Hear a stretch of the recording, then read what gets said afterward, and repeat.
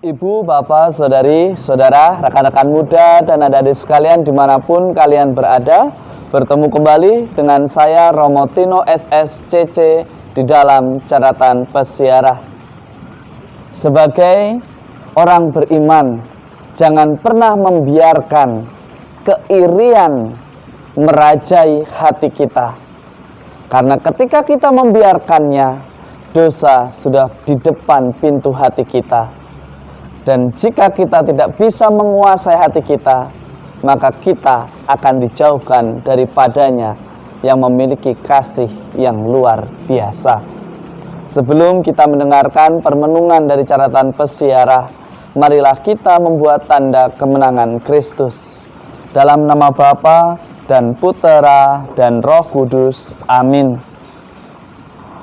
Allah Bapa yang Maha Rahim, kami bersyukur atas belas kasih-Mu. Ajarilah kami untuk saling memberikan pengampunan, sebagaimana kami adalah putra dan putri sebapa. Ajarilah kami untuk tidak membiarkan keirian menjadi raja di atas hidup kami, tetapi buatlah kami untuk berani menghadirkan belas kasih-Mu di dalam kehidupan kami. Demi Kristus pengantara kami. Amin. Ibu, bapak, saudari, saudara, rekan-rekan muda, dan adik-adik sekalian yang terkasih, jika kita membaca pada bacaan pertama dari perikop kitab Kejadian ini, kita akan diajak untuk menyadari betul, ketika kita membiarkan hatimu atau hatiku, atau hati kita semua panas, maka kita dengan mudah akan dirajai oleh keirian, karena ketidakmampuan kita, karena melihat sesama kita yang lebih kaya, lebih sukses, lebih dihargai, lebih dihormati, sehingga membuat kita kadang bertanya-tanya, mengapa Tuhan begitu tidak adil?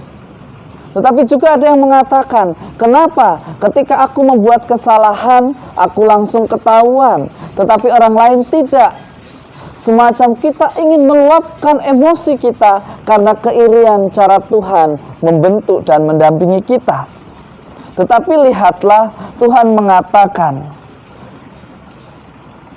jangan biarkan keirian itu merajai hati kita. Janganlah kita menjadi muram dan tidak berseri ketika kita melakukan perbuatan kita. Jika kita tidak berbuat baik, dan jika engkau berbuat baik, tetapi tidak sepenuh hati, dosa sudah mengintip di depanmu. Dosa sudah ada di depan pintu.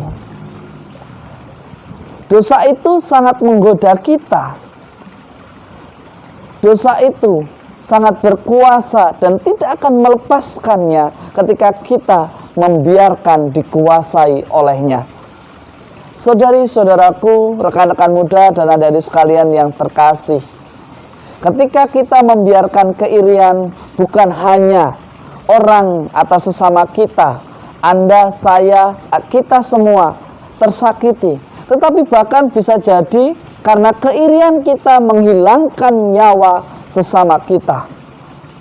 Keirian membuat kita kadang tidak bisa menguasai nafsu kita untuk dipandang lebih baik, untuk lebih diperhatikan, untuk lebih dipuji, untuk lebih dihargai.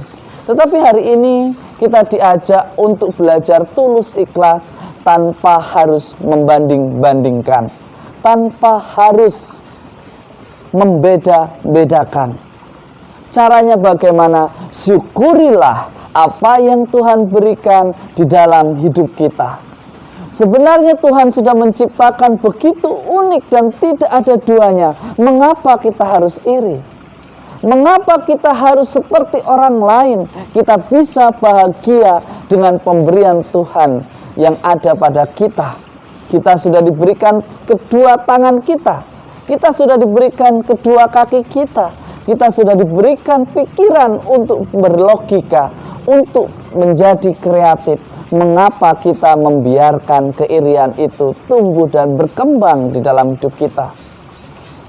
Sekali lagi, ketika kita membiarkan keirian, kita akan menjadi pribadi yang mudah curiga, bahkan kepada dia yang paling kita cintai, pasangan hidup kita, anggota komunitas kita, keluarga kita, hanya karena kata iri. Karena kita membiarkan.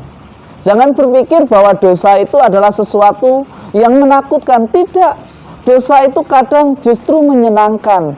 Dosa itu justru membuat kita ingin mencobanya meskipun tahu akibatnya fatal. Karena nampaknya, sepertinya menyenangkan. Padahal yang menyenangkan yang dibuat oleh sikap dosa itu sifatnya fana. Hanya memuaskan nafsu semata, tetapi bukan untuk kebahagiaan yang sejati. Beranikah kita sebagai anak-anak Allah belajar dari peristiwa Kain dan Habel? Ketika persembahan itu adalah persembahan tulus, maka diterima oleh Tuhan. Tetapi kita yang mempersembahkan setengah hati, hanya supaya dipandang sebagai orang terpandang, sebagai orang yang memberikan perhatian, sebagai orang yang mampu selalu menolong, tidak ada gunanya. Tuhan menghendaki persembahan yang tulus, yakni persembahan keberanian akan kebenaran, keberanian akan mengampuni, keberanian untuk menghadirkan kasih Allah dengan mengasihi sesama kita, dengan mendukung sesama kita ketika sesama kita sukses, ketika sesama kita lebih berbahagia, lebih diterima. Mengapa kita tidak memuji dan belajar apa yang baik daripadanya, daripada terus-terusan mencari kesalahan orang, terus-terusan menyalahkan orang? Mengapa lebih memperhatikan dia yang pernah mengalami kejatuhan? Saudari-saudaraku, rekan-rekan muda dan adik-adik sekalian, maka menjadi sangat wajar, sangat dimengerti ketika Yesus berkata demikian. Mengapa angkatan ini meminta tanda? Sepertinya orang beriman ketika rajin berdoa, rajin pergi ke gereja, rajin pergi untuk ibadah, seolah-olah memiliki hak bahwa Tuhan harus memenuhi kebutuhannya, bahwa Tuhan harus mendengarkan doa yang dimintanya. Saudari-saudaraku yang terkasih, Yesus mengatakan bahwa dia tidak akan memberikan tanda kepada mereka yang pamrih, mereka yang berdoa hanya untuk mendapatkan suatu kehormatan, suatu pujian. Yang Tuhan kehendaki adalah perbuatan dan persembahan yang tulus. Kalau kita mengasihi diri kita sebagai orang beriman, maka kita pun harus berani terlibat dengan menjadi murid Kristus sebagaimana yang Tuhan ajarkan, yaitu mari kita naik perahu dan bertolak ke seberang, selalu berlayar di dalam kebenaran. Jangan kita biarkan diri kita untuk mencobai diri kita sendiri yang tidak mampu untuk menguasai kuasa dosa yang begitu menarik, begitu indah, begitu menyenangkan, meskipun sifatnya fana. Dan ketika kita sudah terperangkap di dalamnya, kita akan mengalami kesulitan dan bahkan kita menjadi pembohong, hanya untuk menutupi kesalahan yang satu dan akhirnya melahirkan kesalahan yang lain. Beranikah kita untuk dengan tegas pada diri kita, bangga dengan pemberian Tuhan, bangga dengan kesempatan yang diberikan Tuhan untuk menjadi pribadi yang kreatif, untuk menjadi pribadi yang terus menginspirasi. Jangan biarkan keirian merajai hati kita, karena inilah cara kita orang beriman yang benar menjadikan dirimu, diriku, diri kita semua sebagai berkat. Semoga berkat Tuhan senantiasa melindungi dan memberkati kita dalam nama Bapa dan Putera dan Roh Kudus. Amin. Tuhan menghadirkan kita di dunia ini dengan maksud dan tujuan yang begitu istimewa.